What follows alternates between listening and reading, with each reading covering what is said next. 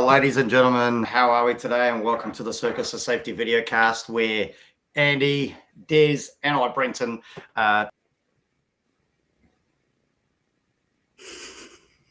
of so strap in. This is going to be a team up. Let's get on with it. Des, how are you today, buddy? I'm doing good.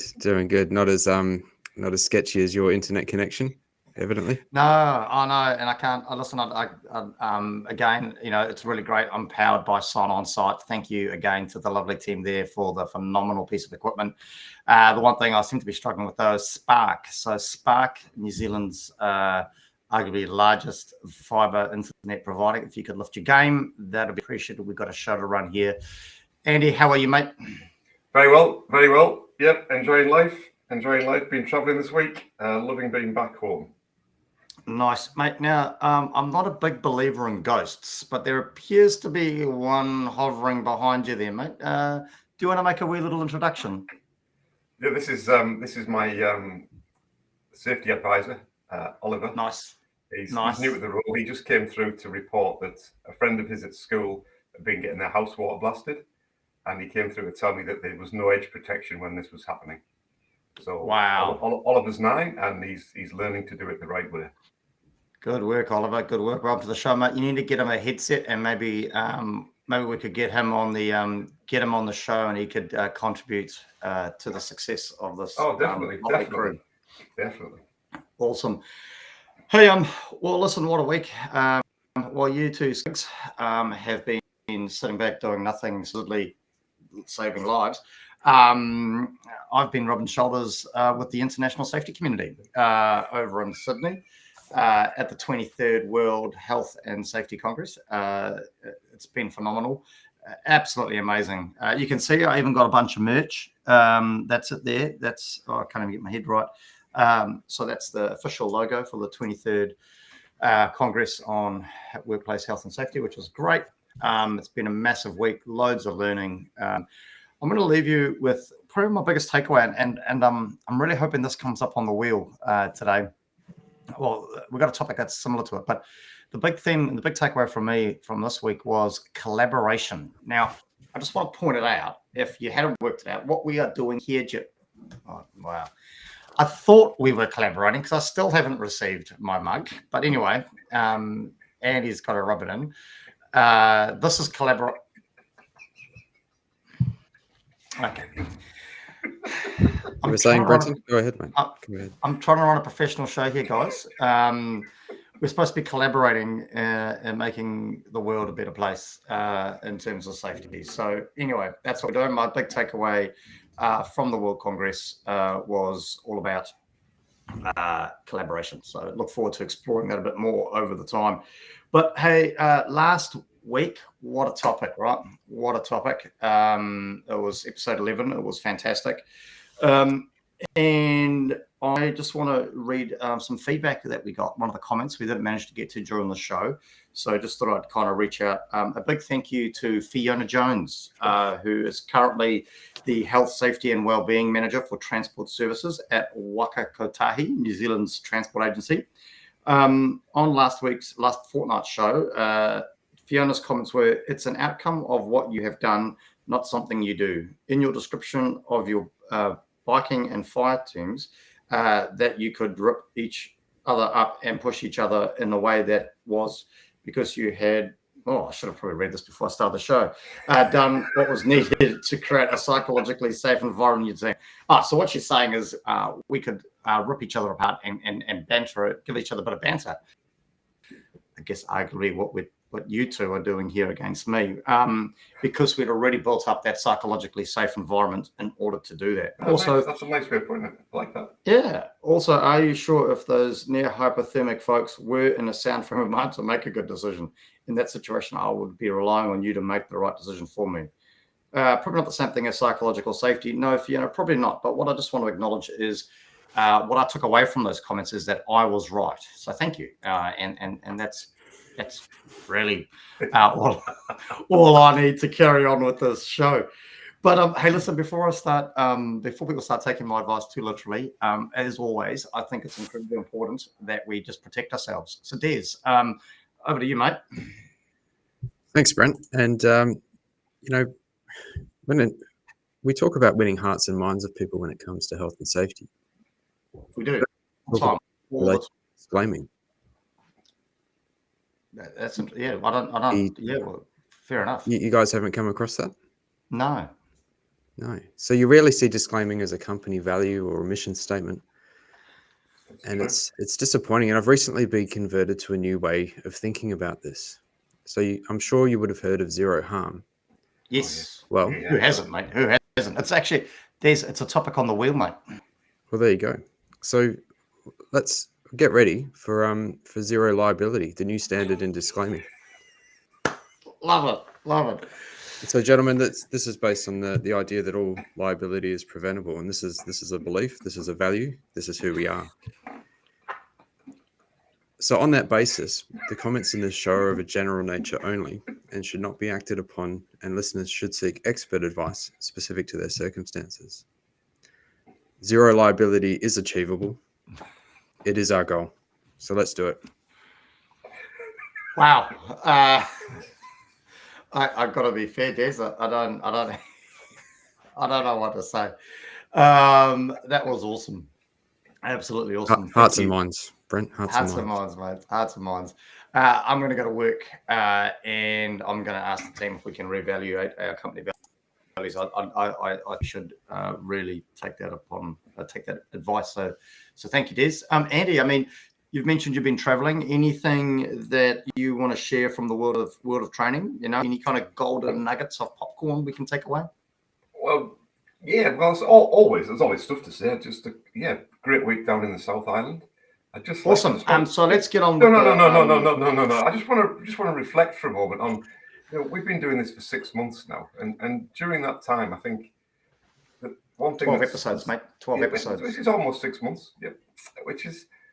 The importance of friendship has just become more and more apparent throughout these last 6 months. So there's two people that I'd really like to mention at this point.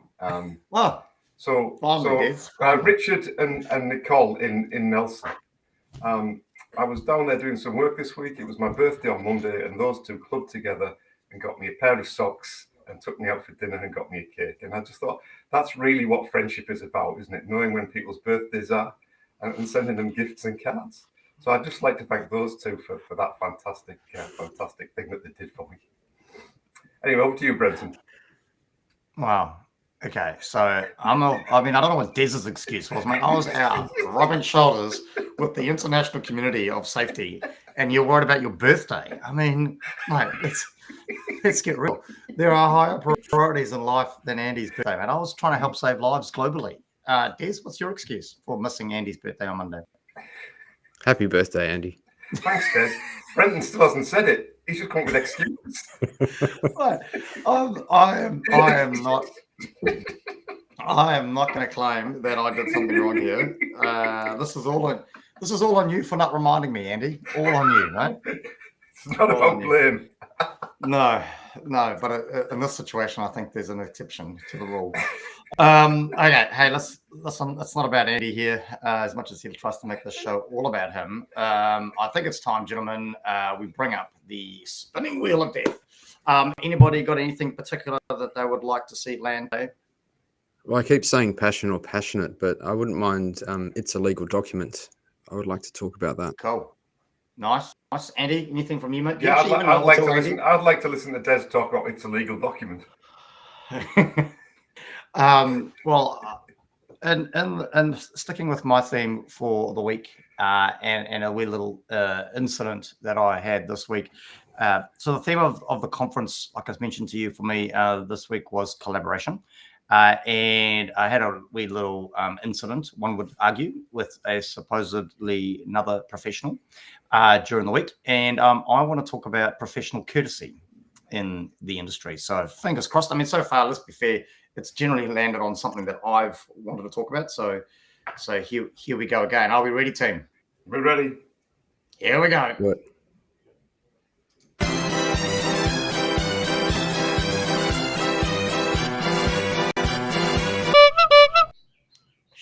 we make safety simple? Well, there we go. That wasn't anything we wanted to talk about. This is going to be awkward. We keep jinxing ourselves with our preferences here. I think we do now. To be fair, I don't quite know.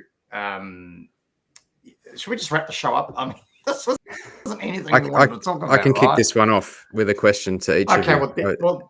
Well, okay. Question, go for it. Let's go. Okay, Brenton, should we make safety simple? I'm going to say yes, Des. We should. We should Andy, make safety as simple as possible. Should we make safety simple? It depends on what your definition of safety and what your definition of simple is. Oh, here we go. I'm going to take that as a yes. That's fine if you want to. If that's your interpretation, that's fine. So, assuming we've defined what safety is, should we be making it simple? If it's possible to make it simple, yes. But simple to who? Simple to whom? Sorry, that should be whom. Because that's a good point. So let's I guess Des, I mean you, okay, so this wasn't a topic that we wanted to, obviously it's something we wanted to talk about, right? Because it's on the wheel. We've obviously one of the three of us have decided it was something we needed to kind of explore. So, and that's what this show's all about, right? It's about exploration. It's about unpacking these things that we hear banter around the place. So there's your initial thoughts, mate. Can we make safety simple? Should we make safety simple? My answer is actually no. Ooh, and that's why I wanted it on the board, because I knew I would have a different view to everyone else. And now you'll notice that's why I've put you on the bottom of the screen, because the two of us, Andy and I, are coming for you, Des. We're coming for you. Bring it on. So Andy, putting aside your whole did we define it? How do we define it? Where are you at with this, mate? What was that? Broadly speaking, if we've defined the terms appropriately, then yes, we should. But it depends on simple to whom. Yeah. Okay. Well, that's. I guess that's going to hopefully be something we can explore, because I think we will tend to agree, right? So, okay, well, let's throw out there. You know, we do like a little bit of controversy on the show. Just because you're highly educated, incredibly well traveled, and very intellectual. What is your talk us through why we shouldn't make safety simple? What's your initial kind of like take on it? Well, my view on this is that it's just a poor choice of words. I think when people say they want to make safety simple, what they really mean is they want to make safety clearer or give clarity to safety. I think making safety is sometimes very, very complex, and the things that we do as humans are very, very complex, and risk can be very, very complex, and trying to make that simple can be a bit of a trap. Trying to make it clear is a much more sort of rational, pragmatic approach, in my view. And so the word shouldn't be to make safety simple, it should be to make safety clear. But again, just to kind of, so don't disagree with making it clear. I think there's a whole issue there around a marketing ploy by safety consultants, not looking at anyone on the show in particular, but by making things unclear or complicated, I guess at the front end, people have to keep calling that particular consultant back, right? Because they need to unpack it. But isn't safety simple? I mean, it's the principles of safety are the principles of safety, and aren't the principles simple? You've got a hazard. We got the outcome of that hazard or the harm, and we put stuff in the middle to stop it. I mean, isn't it really that simple? Look, I've seen this play out in situations where people have implemented rules where you have to wear hearing protection if someone has to raise their voice in order to be understood by someone else, which is it's probably an attempt to make things simple for people trying to do their job, but it's just completely missed the point. It's so much more complicated than that. And by trying to make it simple, they've missed the point that they might actually need double hearing protection after a suitable noise monitoring assessment. It's far more complex than that, like respiratory protection, for instance. And I'm still only just talking about PPE, but you need to know what size of the particulates that you're dealing with, what the appropriate type of respirator is, or you might be talking about vapors. what the appropriate type of respirator is, the fit testing. You can't just go in and say you just need to wear a respirator and call that making safety simple. You've missed oodles of important information. Yeah. Yeah. Okay. No. That. Hey, listen. You're apparently. We're all entitled to our opinion, and I guess. I mean, my thoughts. It sounds like you've just been poorly executing controls poorly, rather than the principle. And I guess that comes back to what are we talking about? Are we talking about when we talk about making safety simple? And maybe this is where I guess a little bit of confusion comes into it, and is. Already in this conversation, I think you and I are talking about two totally different things. Like I'm talking about the principles of safety, right? There's a hazard. We're trying to stop an outcome, and we chuck a whole bunch of stuff in the middle to do that. In my mind, that's incredibly simple. Now, some of those controls and how we get to those controls appreciate the complexities or the specificities around that. So maybe it is about which part of the process we're talking about. Andy, jumping over to you, mate.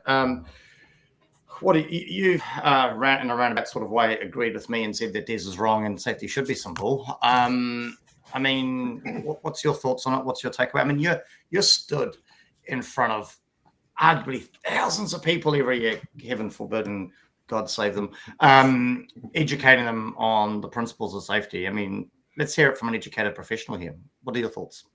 I think you're both right, and I think it goes, which basically reinforces my point to start off with. I mean, we could make this show in 5 minutes if you just listened to me and stopped you two ranting on.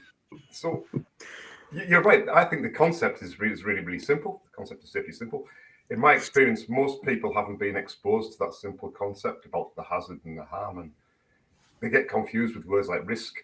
I think Des is also right in that there's complexity within the effectiveness of controls. Oh, that's my hand up. That's my hand up. No, I'm just going to ignore it for a minute because you're blurry, and we'll come back to you in a moment. But when I was talking about it's simple to whom, the complexity around which RPE to use, depending on the particulates that you're dealing with, that shouldn't really be. That should be made simple to the worker.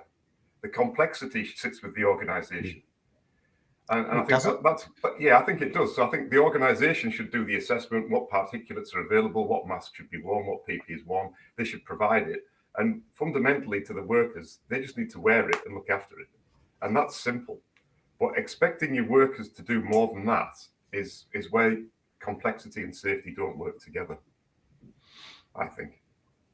I mean, Des, do you tend to agree with Andy on that? Or, I mean, is that kind of making a bit of sense, barking up your tree sort of thing? Yeah, it is. And you're quite right making that distinction between how you sort of think about safety from a high level and then how you execute it.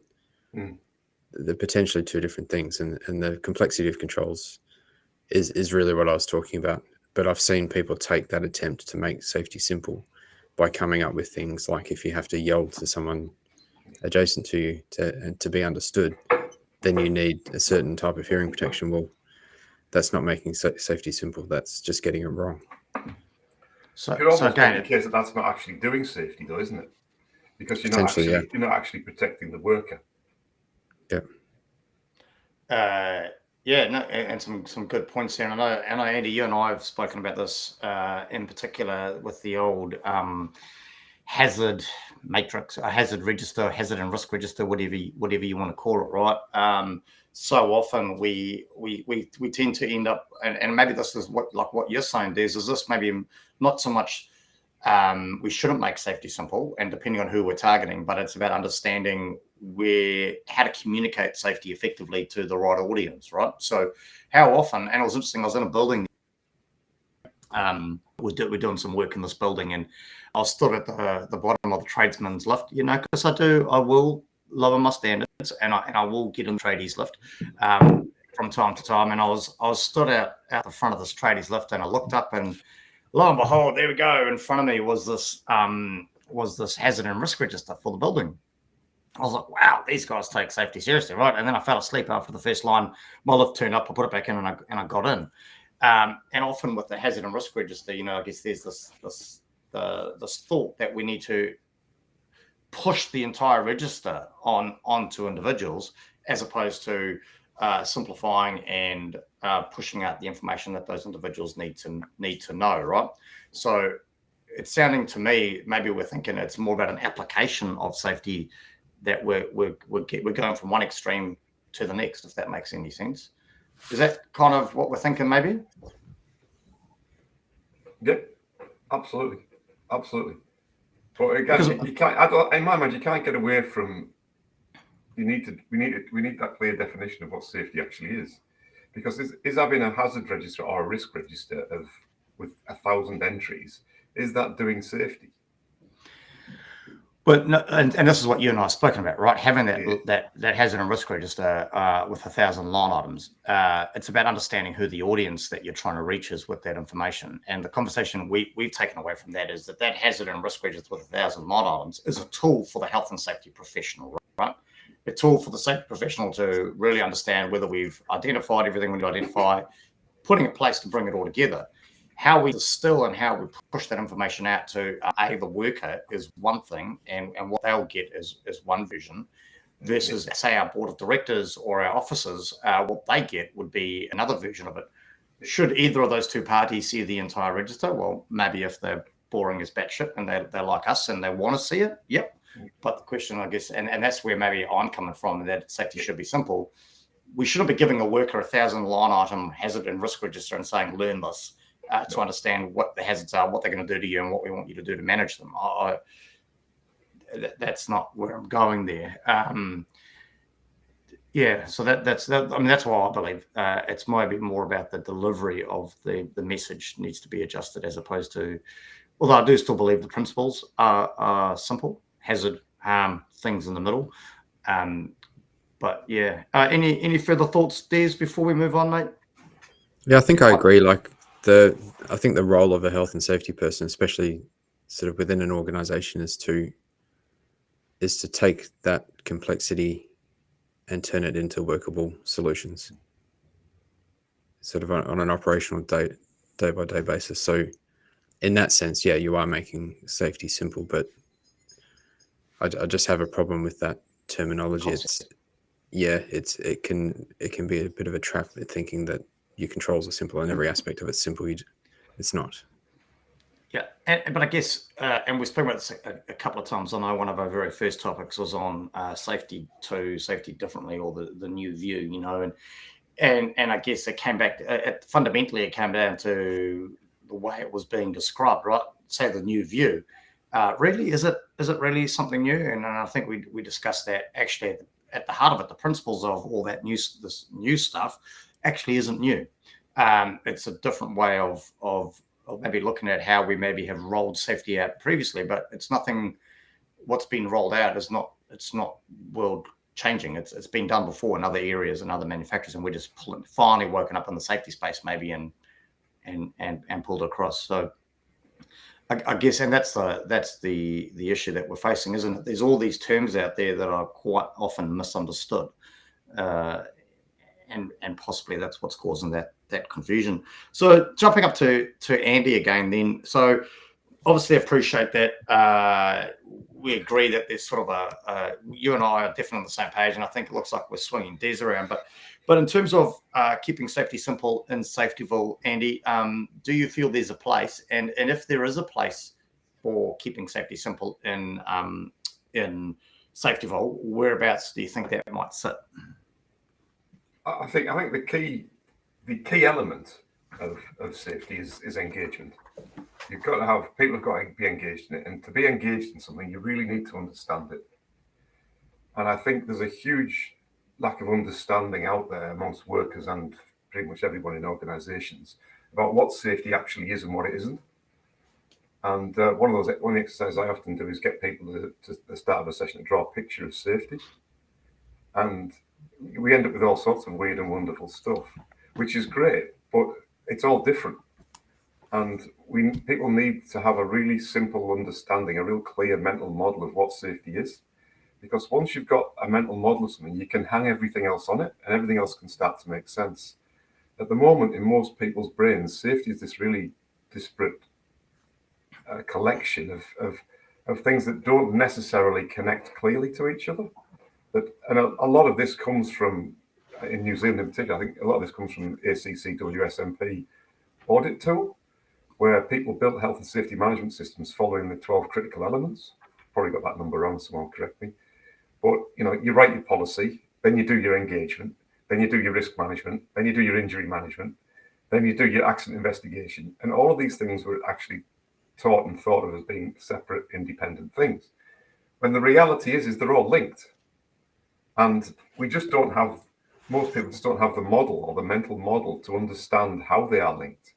And I think once people understand how all these things are linked, safety becomes a lot easier to people to understand, and therefore it becomes easier to engage in, and therefore safety just improves. And we don't need more stuff, we just need more understanding. So when you talk about people don't seem to understand, or people aren't getting the fact that safety isn't as simple as the 12 steps to, world peace. Yeah. Who are you talking about, Andy? Who are you referring to? Are you referring Everybody. to the safety professional, or are you referring to the worker, the officers? I mean, where are you almost sitting there? I mean, the litmus test for me is generally get somebody. Often people say, we need to engage a safety professional to do some work. And I say, okay, well, I'm too busy, so you have to go with someone else. And they say, who should you go for? I said, I don't do recommendations. I said, but one of the questions you should ask them is, in 20 seconds, get them to explain to you the difference between a hazard and a risk. And I think if someone can't do that within 20 seconds, they don't really know what they're doing. But then, so in order for, fascinating concept. So if the individual asking the question says to the safety consultant, tell me in 20 seconds, what's the difference between a hazard and risk?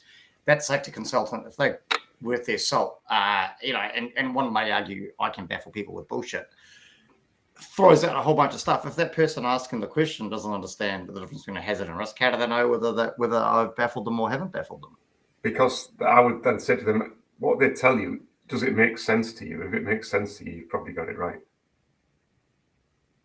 Oh, okay. Interesting. Des, your thoughts? I mean, I guess we're probably we're tending to kind of see where you're leading with this. With your thoughts, do you feel that the concept of making safety simple has a place in safetyville and or not, I guess, and possibly in your case, I don't want to put words in your mouth. And if it doesn't have a place or does have a place, where or why not? Interested to get your thoughts. Well, my first instinct is to say no, it doesn't have a place because the term's so easily misused. Okay. And I see that every day, and it causes problems. So I would say no. We should stop trying to say that safety must be simple, or that we should make safety simple. We should make safety clear and understandable. And I think that's what we really mean when we say that. And I think if it's clear and understandable, there's less of an opportunity for those terms to be misused or misapplied. But I guess the challenge there, though, is, I mean, we've already sort of identified you and me are possibly talking about different aspects of safety, right? So personally, and I still believe this, the principles of safety are simple, right? They're not hard. There's a thing called a hazard. It's going to result in something, and generally our role is to put stuff in the middle to stop that, generally the negative stuff happening, right?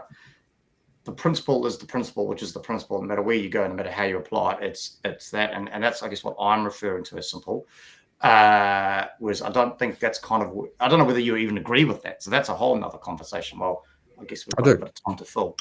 So what are your thoughts on that aspect of safety being simple? Yeah, certainly. Like I do agree with you. The high level stuff is simple. The process of doing a risk assessment is a pretty simple process. It's I think what I'm talking about very much is the depth of information required to execute the controls correctly.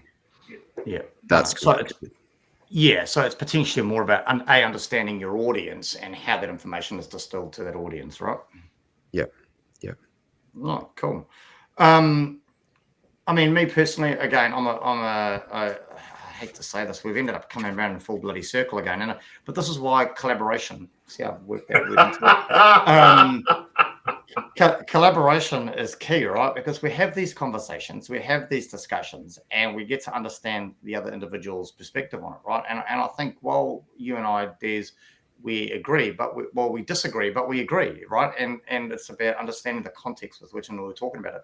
Now, the only way to do that is to have conversations and to collaborate. Otherwise, we end up like a bunch of trunk monkeys bouncing around, bashing each other over the head, and all with the same goal, though, of trying to really levitate occupational health and safety to the forefront. Brenton, I agree.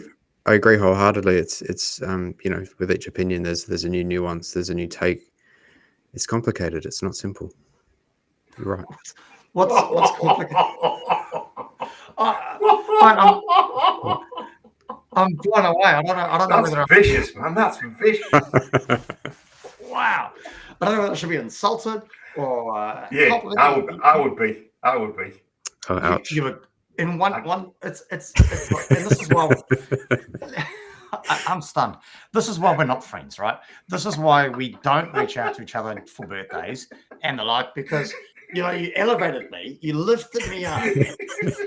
And then, like a small Christmas elf, you came along, took out my legs, boom, slammed me on my face, pushed me into the mud. And not only that, you then backed the truck up and carried on over it. All while following the WorkSafe code of practice for using heavy machinery with Andy spotting you. I can't believe what I'm hearing. Absolutely can't believe what I'm hearing. So, Des, let's just keep it with you, mate. Any pros? Well, no, I guess you're going to say no, right? So we'll just move on. Andy, do you see any positives in trying to keep safety simple? Yeah, I think the word again, Des has highlighted that maybe the word simple isn't correct, but accessible might be the word. So from a training point of view, that's what we always try and do, is make trainings accessible to the audience, and I think that's what we've really been talking around in the background, is that. But then accessible, it becomes simple to the person if it's accessible. So it's all, we end up talking about words, right? And the more safety I do, the more I realise that actually the language of safety is more and more and more important. The terms we use are actually really important. I would never have said that 5 or 6 years ago. Yeah, very true, and especially I guess when what we're trying to do is a global thing, right? We've got to realise that here in little Aotearoa, we're not on our own. We're trying to do the same thing that other people are doing around the world, and I think that's where, like you said, that it's important that we understand, because it can so easily be taken out of context, as Des has kind of tried to point out tactfully that. It's about understanding the nuances of the words and what we're trying to target. I mean, Des, listen, if we approach it from the right angle and we do and we're targeting the right people and we're doing the right thing, I mean, do you see any pros in the simplicity, trying to simplify safety in any way, shape, or form? Yeah, definitely. And I'll go back to my other point about, I think the role of an in-house health and safety person is to take that complexity and make workable solutions. The principles and overriding methodology of how you do that might be simple, but the solutions are often complex. Yeah, no, fair enough. Good call. And I mean, sticking with that, I mean, obviously, it'd just be great to sum up your traps. I mean, you obviously, you've been quite vocal over the show around your opposition to the simplicity of it, or trying to simplify it around using controls. Any other traps you think we should be watching out for if we're trying to make it a bit more accessible? Apparently, is the new trend word.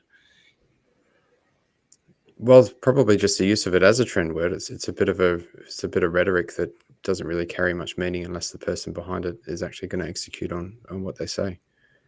And I think I would add it to the list of terms like moving beyond compliance that everyone sort of says, "Oh yeah, that sounds great," when they hear it, but doesn't really think much more about it. I think as a profession, if we're going to call ourselves that, we need to really understand what it is we're saying as a profession and what we're agreeing to, whether it's conscious or not conscious. Great. No, some great words of advice there. Andy, do you see any traps with the concept of trying to keep safety simple? I agree with what Des has said largely. The trap, I think, would be it's just more rhetoric in an industry that's full of rhetoric and words that nobody knows what they mean. And everyone's talking at cross purposes, but we all try to achieve the same thing, which goes back to that simplicity that you were talking about of, really what we're trying to do is not difficult. We're trying to identify a source of energy and prevent that source of energy from impacting a person. At its fundamental level, that's all we're trying to achieve. And that shouldn't be that difficult as a concept. The application has got significant complexities in it, though, because of the nature of the energy sources that we're dealing with.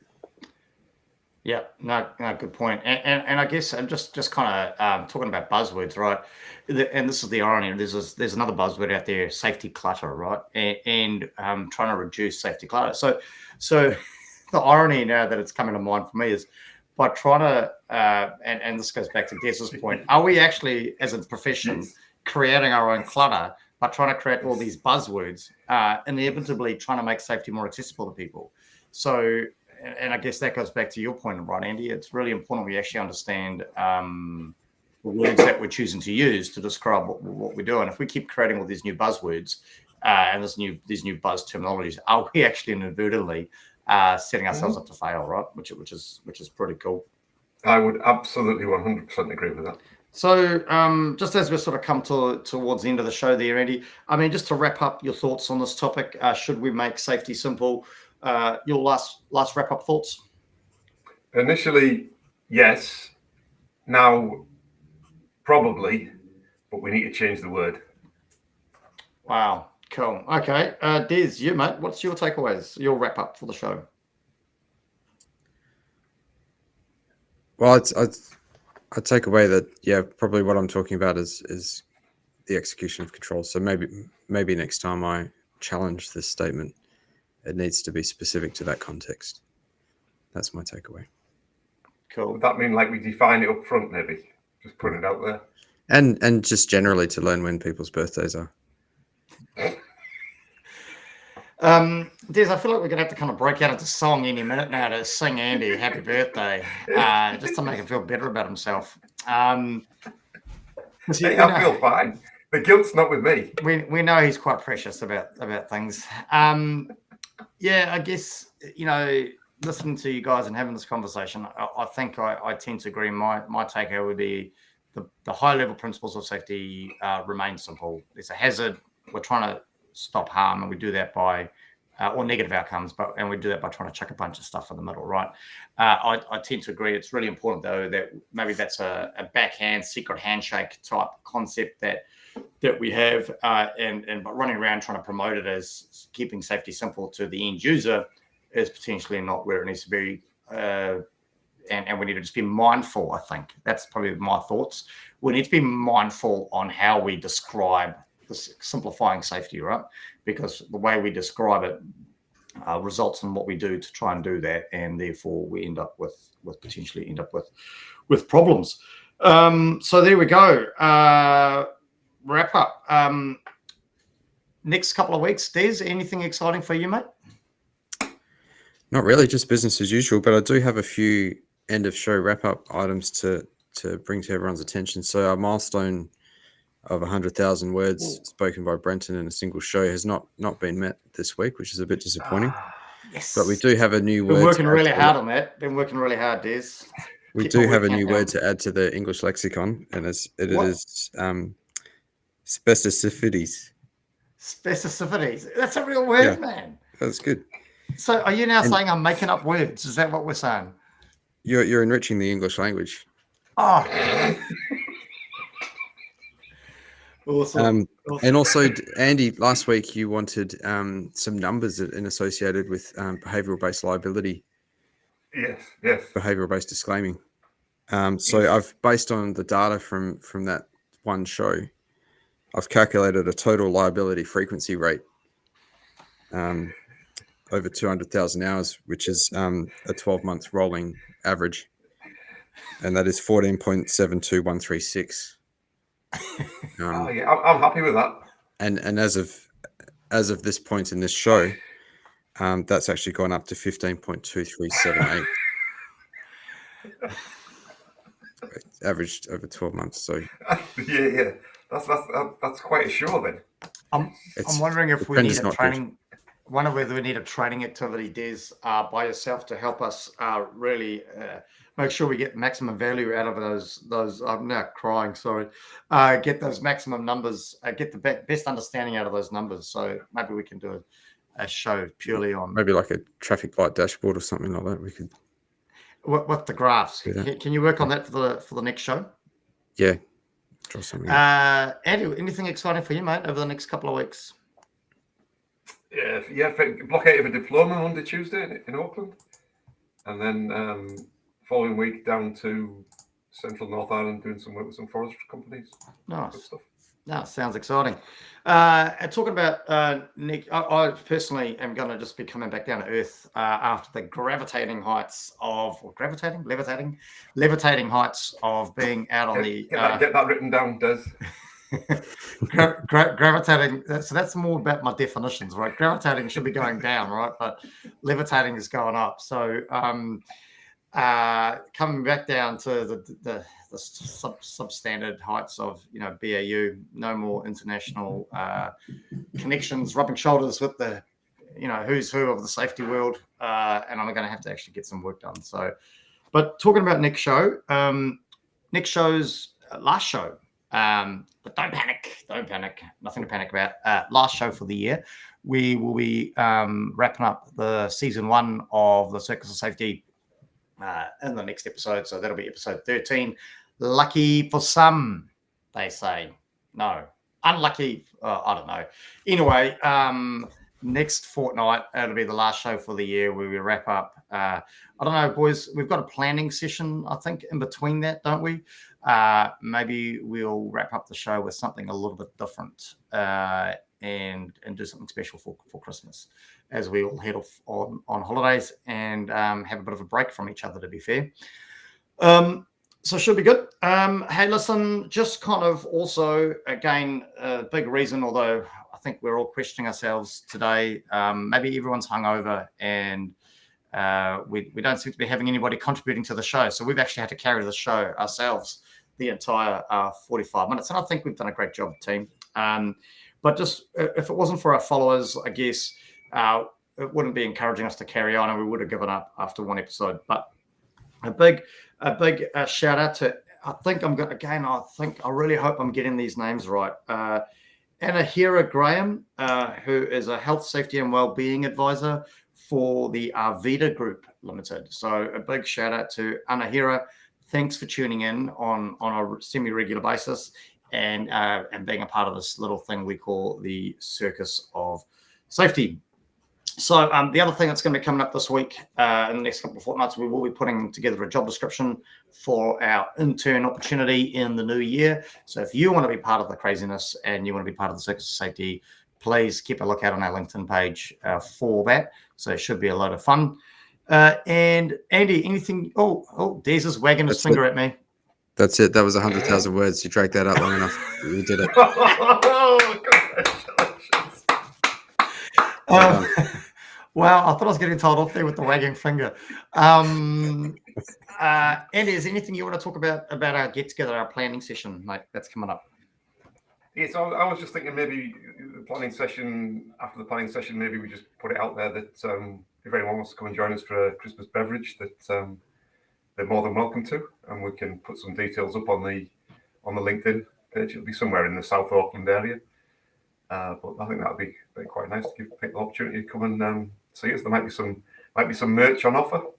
Ooh, do you think I'll finally get my mug? I think I've got a few mugs left. So if you want a mug, come along. Maybe you might get a mug. I'll be there. finally get my mug. Awesome. Hey team. Well, listen, it's been a great show. I think it's been well worthwhile thrashing this out. There's a lot of stuff out there in the world of safety that kind of does create a bit of confusion, especially when, as we've discovered through this conversation, where it's all about the context within which you use it, right?